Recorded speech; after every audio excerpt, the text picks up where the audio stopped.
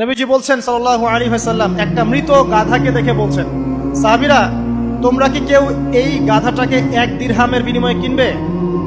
কান কাটা মৃত বলে আছে, এই গাধাটাকে কিনবা 1 দিরহাম দিয়ে? সাহাবীরা বলছেন, মাংনা দিলেও তো কিনবো না। ইয়া রাসূলুল্লাহ, যদি ফ্রিও কেউ দেয়, বিনামূল্যে দেয়, তাও তো নিব না। তখন নবী সাল্লাল্লাহু আলাইহি ওয়াসাল্লাম বলছেন, এটাই হচ্ছে আল্লাহর কাছে দুনিয়ার এক্সাম্পল। ওই মৃত গাধা তোমাদের কাছে যতটা না ইম্পর্টেন্ট, যতটুকু মূল্য রাখে, আল্লাহর কাছে এই দুনিয়া তার চেয়েও কম মূল্য রাখে। এই দুনিয়াতে তো সব ফয়সালা হবে না। আমরা তো হতাশ হয়ে যাই না যে দুনিয়াতে এমন কেন, এটা কেন, ওইটা কেন। দুনিয়া এটারই জায়গা। দুনিয়া সবকিছুর কনক্লুশনের জায়গা না, সবকিছুর পরিসমাপ্তির জায়গা হচ্ছে কিয়ামতের মাঠ। ওই দিন যে সফল সে সফল, যে ব্যর্থ সে ব্যর্থ। দুনিয়ার বাড়ি গাড়ি, স্ট্যাটাস, চাকরি বাকরি, ইজ্জত সম্মান, এটা সাফল্য ব্যর্থতার মানদণ্ড নয়, চূড়ান্ত মানদণ্ড নয়। চূড়ান্ত মানদণ্ড কি? ফামান যুহজিহা আনিন নার ওয়া উদখিলাল জান্নাহ ফাকাদ ফাজ। যাকে জাহান্নাম থেকে বাঁচানো হবে, জান্নাতে প্রবেশ করানো হবে, পুলসিরাত পার হতে পারবে, এই একমাত্র ব্যক্তি সফল। সাফল্যের সংজ্ঞাটা জেনে রাখবেন, তাহলে আপনি দুনিয়াতে হতাশ হবেন না ইনশাআল্লাহ। এবার কি হলো, যখন আদম আলাইহিস সালাম সমস্ত নাম শিক্ষা দেওয়া সমস্ত নাম বলে দিলেন, এখানে নাম মানে কিন্তু খালি নাম নয়, জ্ঞান বলে দিলেন, তখন আল্লাহ রাব্বুল আলামিন ফেরেশতাদেরকে বললেন, তোমরা সবাই এখন আদমকে সিজদা করো। ওয়া ইয কুলনা লিল মালাইকাতি ইসজুদু লি আদম। আল্লাহ পাক এবার বলছেন, আমি সমস্ত মালায়েকাকে বললাম তোমরা আদমকে সিজদা করো। ফাসাজাদু, সবাই সিজদা করলো, ইল্লা ইবলিস, ইবলিস সিজদা করলো না। কেন করলে না? ইবলিসকে বলা হচ্ছে, ইয়া ইবলিস মা মানাকা আল্লা তাসজুদা ইয আমারতুক।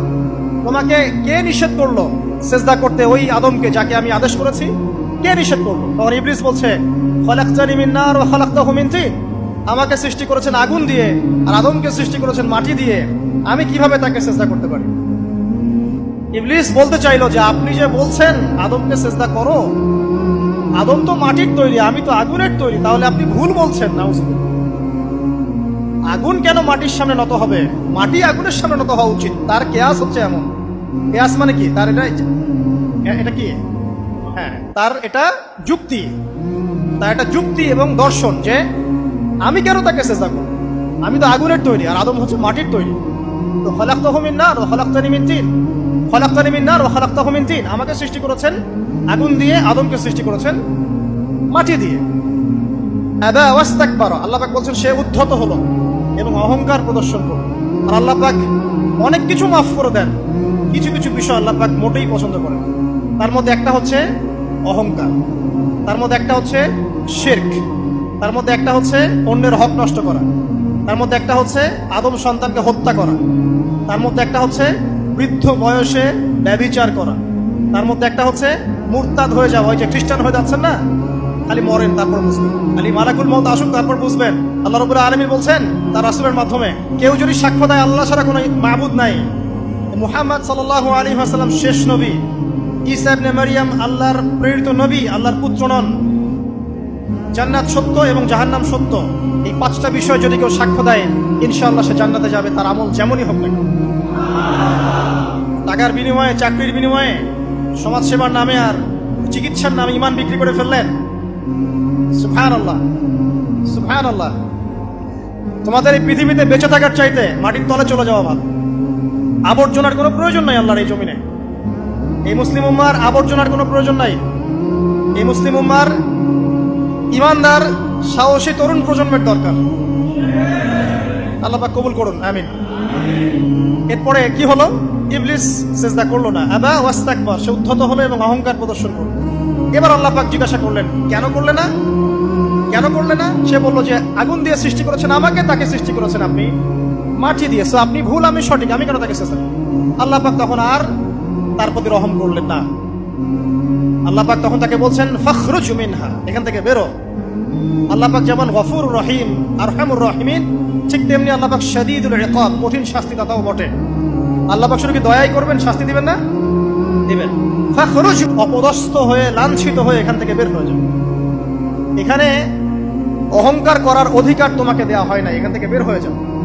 এবার ইবলিস বের হয়ে যাচ্ছে। বের হয়ে যাওয়ার সময় ইবলিস বলছে রব্বি। কি বলছে? রব্বি। দেখেন, ইবলিস আল্লাহকে বলছে রব্বি। মানে ইবলিস আস্তিক। ইবলিস কি আস্তিক? ইবলিস আল্লাহ বিশ্বাস করে। ইবলিস বলছে রব্বি, হে আমার রব, আনজিরনি ইলা ইয়াউমি ইউবআসুন, আমাকে কিয়ামত দিবস পর্যন্ত অবকাশ দেন। আমাকে তো বের করে দিচ্ছেন, ঠিক আছে, আমাকে কিয়ামত দিবস পর্যন্ত অবকাশ দেন। শব্দ চয়ন হচ্ছে রব্বি, হে আমার রব। মানে ইবলিস কিন্তু নাস্তিক না।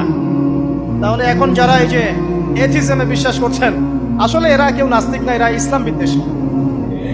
কখনো দেখবেন না তাদেরকে অন্য ধর্মের কোনো বিষয় নিয়ে কটু মন্তব্য করছে, প্রশ্ন উত্থাপন করছে, এমনটা খুব কমই দেখবেন। এদের যত মাথা ব্যথা ইসলাম নিয়ে। এখানে দেখেন ইবলিসের কথা বলছি, ইবলিস কিন্তু আস্তিক। ইবলিস কি বলছে? রব্বি আনজিরনি ইলা ইয়াউমি ইউবআসুন, হে আমার রব। ইবলিস জানে যে আল্লাহ তার রব। ওই যে সূরা হাশরের শেষের দিকে পড়ে দেখবেন ইবলিস বলে উকফুর, তোমরা কুফরি করো। তারপরে মানুষ যখন কুফরি করে সে বলে আমি ইন্নী আখাফুল্লাহ রাব্বাল আলামিন, আমি আল্লাহকে ভয় করি যে জগৎ সমূহের প্রতিপালক। শয়তানকে মানুষকে জিজ্ঞাসা করবে জাহান্নামীরা, তুমি আমাদেরকে পথভ্রষ্ট করেছো। শয়তান বলবে আমি কিচ্ছু করি নাই, আমি তোমাদেরকে কোনো কাজে ফোর্স করি নাই, আমি শুধু তোমাদেরকে ওয়াসওয়াসা দিয়েছি, তোমরা নিজেরাই কাজ করছো। ফালা তালুমুনি ওয়ালুমু আনফুসাকুম, সূরা ইব্রাহিম পড়ে দেখেন। শয়তান বলবে তোমরা আমাকে লানত করো না, নিজেদেরকেই লানত করো, আমি তো তোমাদেরকে বাধ্য করে কাজ করাই নাই, তোমরা নিজেরাই করেছো এই কাজ। আসুন সামনে যাই। এবার আল্লাহ পাক যখন ইবলিসকে বের করে দিলেন, সে বলছে আমাকে কিয়ামত পর্যন্ত অবকাশ দিন। কিয়ামত পর্যন্ত অবকাশ নিয়ে ইবলিস কি করবে? উত্তর, ইবলিস বলছে ফাবিমা আগওয়াইতানি, হে আল্লাহ, যে কারণে বা যে আদমের কারণে আপনি আমাকে এখান থেকে বের করে দিলেন, লাআকউদান্না লাহুম সিরাতাকাল মুস্তাকিম, আমি সে আদম সন্তানের সরল পথে ওত পেতে বসে থাকবো। শয়তানের কথা কি মনে থাকবে যুবক ভাইরা? শয়তানের চ্যালেঞ্জ কি? আমি আদম সন্তানের সরল পথে ওত পেতে বসে থাকবো, মানে আমার আপনার সবার পথে সে ওত পেতে বসে আছে। এটা যদি মাথায় থাকে তাহলে জীবনে চলা সহজ হয় না? আর কি করবো? সুম্মা লাআতিয়ান্না মিন বাইনি আইদিহিম, শুধু বসেই থাকবো না, আমি আসবো তাদের সামন থেকে, ওয়া মিন খালফিহিম, তাদের পিছন থেকে, ওয়া আন আইমানিহিম, তাদের ডান দিক থেকে, ওয়া আন শামাইলিহিম, তাদের বাম দিক থেকে, ওয়ালা তাজিদু আকসারাহুম শাকিরিন, হে আল্লাহ, আপনি বেশিরভাগ আদম সন্তানকে শুকরগুজার পাবেন না। কার কথা?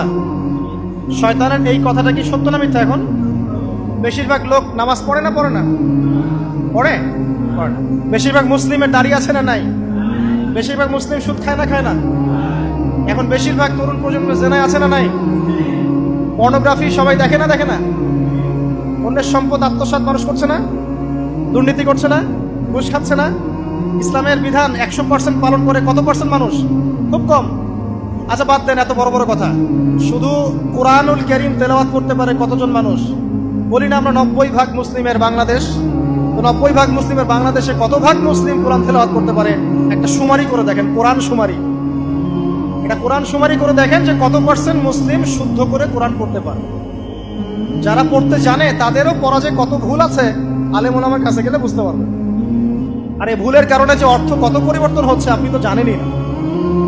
তো এই যে শয়তান বলেছে ওয়ালা তাজিদু আকসারাহুম শাকিরিন, আপনি বেশিরভাগই শুকরগুজার পাবেন। তো কথা সত্য না মিথ্যা? দেখেন, ও কিন্তু তার মিশনের মধ্যে ঠিকই আছে।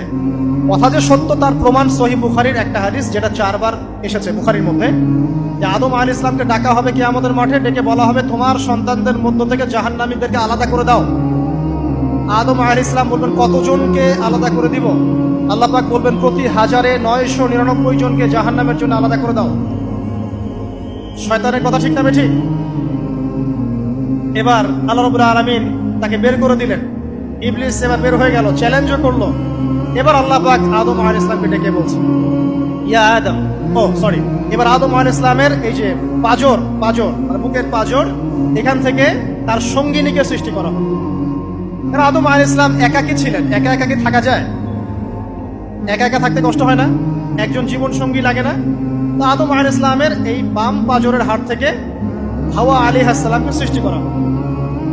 সৃষ্টি করার পর আরো একটা ঘটনা আছে যে আল্লাহ রাব্বুল আলামিন আদম আলাইহিস সালামের পিঠের যে অংশটুকু আছে, এই অংশটুকু থেকে আগামীতে যত আদম সন্তান আসবে সবাইকে ছোট ছোট পিঁপড়ার আকৃতিতে সামনে নিয়ে দেখালেন। সুবহানাল্লাহ, যত আদম সন্তান আসবে আল্লাহ পাক সবাইকে আদমের সামনে দেখালেন।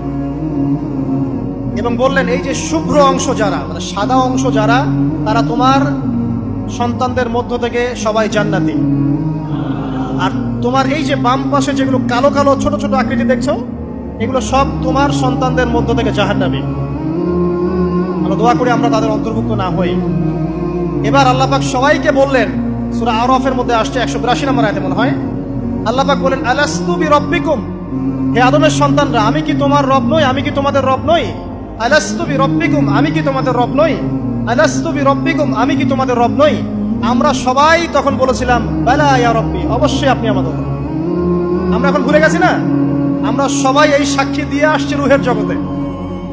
আর রুহের জগৎ বলে একটা জগৎ আছে, অনেক জগৎ আছে। রুহের জগৎ একটা, দুনিয়ার জগৎ একটা, জিন জাতির জগৎ আলাদা, বারজাখ পরকালে যে কবরে রাখার পরে বারজাখের জগৎ একটা, আর দারুল করার যেটা হবে একদম জান্নাত জাহান্নাম, ওটা আরেকটা জগৎ। এই যে মহাবিশ্ব যে সম্প্রসারিত হচ্ছে, এক এক গ্যালাক্সিতে এক একটা জগৎ না, এরকম বহু জগৎ আছে। রুহের জগতে আমরা এই ওয়াদা আল্লাহর কাছে করে এসেছি। এটাকে আহদে আলাস্তু বলে। কি বলে? আহদে আলাস্তু, মানে আলাস্তু বিরব্বিকুম, আমি কি তোমাদের রব নই? আমরা বলেছিলাম হ্যাঁ আপনি আমাদের রব। একটা মজার কথা আছে এখানে, যখন আদম আলাইহিস সালাম দেখছিলেন তার সন্তানদেরকে সাদা সাদা আকৃতি ছোট ছোট, এর মধ্যে একটা সন্তানকে দেখে, একজন সন্তানকে দেখে তার প্রচন্ড ভালো লেগেছিল এবং তিনি অত্যন্ত সুদর্শন ছিলেন। তাকে দেখে তার প্রচন্ড রকম ভালো লেগেছিল। আল্লাহ পাককে তিনি জিজ্ঞাসা করলেন, হে আল্লাহ, আমার সন্তানদের মধ্যে কে, এই সুন্দর সন্তান কে? আল্লাহ পাক বললেন, সে হচ্ছে তোমার সন্তান দাউদ। কি নাম? দাউদ আলাইহিস সালাম। আর আপনাকে বলে রাখি, আদম আলাইহিস সালামের ব্যাপারে যেমন আল্লাহ পাক বলেছেন আদম আমার খলিফা, ঠিক দাউদ আলাইহিস সালাম সম্পর্কেও আল্লাহ পাক বলেছেন দাউদ আমার খলিফা। বুঝতে পারলেন? কোথায় আছে? সূরা সাদ পড়ে দেখেন। ঠিক আদম আলাইহিস সালাম সম্পর্কে আল্লাহ পাক বলেছেন না যে আমি পৃথিবীতে খলিফা পাঠাচ্ছি, ঠিক দাউদ আলাইহিস সালাম সম্পর্কেও আল্লাহ পাক বলেছেন দাউদ আমার খলিফা। ইয়া দাউদ ইন্না জাআলনাকা খলিফাতান ফিল আরদ ফাহকুম বাইনান নাসি বিল হক ওয়া লা তাত্তাবি'ল হাওয়া। আয়াতটা পড়ে দেখবেন, ওইদিকে আমি পরে আসছি। তো ওই সন্তানকে দেখে তার এত ভালো লাগলো, আল্লাহর কাছে তিনি জিজ্ঞাসা করছেন, হে আল্লাহ, আমার এই সন্তানের হায়াত কত? আল্লাহ পাক বলছেন, তোমার এই সন্তানের হায়াত হচ্ছে 60 বছর। কত বছর? 60 বছর। আর আমাদের উম্মতে মুহাম্মাদের কিন্তু গড় আয়ু এরকম 60-65, এর বেশি না গড় আয়ু। তখন আদম আলাইহিস সালাম বলেন, আল্লাহ, আমার হায়াত থেকে তাকে 40 বছর দিয়ে দাও। আমার হায়াত থেকে তাকে 40 বছর দিয়ে দাও। আল্লাহ পাক তাকে 40 বছর দিয়ে দিলেন। তাই আদম আলাইহিস সালামের 1000 বছর হায়াত হয়ে গেল 960 বছর, আর দাউদ আলাইহিস সালামের 40 বছর হায়াত হয়ে গেল 100 বছর। এখন আসেন এই জায়গায় যে আদম আলাইহিস সালাম এবং দাউদ আলাইহিস সালাম দুইজনকে আল্লাহ পাক কি বলেছেন? খলিফা। খলিফা কে? খলিফা কাকে বলে? এটা একটু শুনে নি ছোট্ট করে। সূরা সাদ পড়বেন 24 কি 26 নম্বর আয়াত। আল্লাহ পাক বলছেন, ইয়া দাউদ, হে দাউদ, খলিফার কাজ কি এটা শোনেন। হে দাউদ, ইন্না জাআলনাকা খলিফাতান ফিল আরদ, নিশ্চয়ই আমি আল্লাহ তোমাকে পৃথিবীতে খলিফা করেছি। কি করেছি? খলিফা করেছি। তোমার কাজ কি? ফাহকুম বাইনান নাসি বিল হক, মানুষের মাঝে আল্লাহর বিধান দ্বারা হকের মানদণ্ডে বিচার ফয়সালা করবে। আর আল্লাহর খলিফার দায়িত্ব কি? আল্লাহর বিধান দ্বারা বিচার ফয়সালা করা। ওয়ালা তাত্তাবি'ল হাওয়া, তুমি নিজের প্রবৃত্তির অনুসরণ করবে না।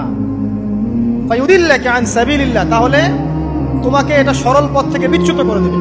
ইন্নাল্লাযীনা ইউদিল্লুনা আন সাবিলিল্লাহ, নিশ্চয় যারা আল্লাহর পথ থেকে বিচ্যুত হয়ে যায়, লাহুম আযাবুন শাদীদ, তাদের জন্য কঠিন শাস্তি আছে। বিমা নাসু ইয়াউমাল হিসাব, এই কারণে যে তারা হিসাবের দিনটা ভুলে গেছে। এই আয়াত থেকে খলিফার ফাংশন বুঝতে পারলেন? খলিফার ফাংশন কি? আপনি যা ইচ্ছা তাই ফয়সালা করবেন, নিজের মন গড়া যা ইচ্ছা রচনা করবেন। ফাহকুম বাইনান নাসি বিল হক, মানুষের মধ্যে হকের মানদণ্ডে বিচার ফয়সালা করুন। হকটা কি জিনিস? আমার দর্শন হক, আমার ফিলোসফি হক, আমার যুক্তি, আমার বিজ্ঞান, এগুলোই হকের মানদণ্ড। হকের মানদণ্ড কি? কোথায় উত্তর আছে? কোরআনেই উত্তর আছে। কোন সূরা? সূরা কাহফ। কত নম্বর আয়াত? আয়াত নাম্বার 29। আল্লাহ পাক বলছেন, ওয়াকুলিল হাক্কু মির রাব্বিকুম, হক সেটাই যা তোমার রবের পক্ষ থেকে নাযিল। কথা কি ক্লিয়ার?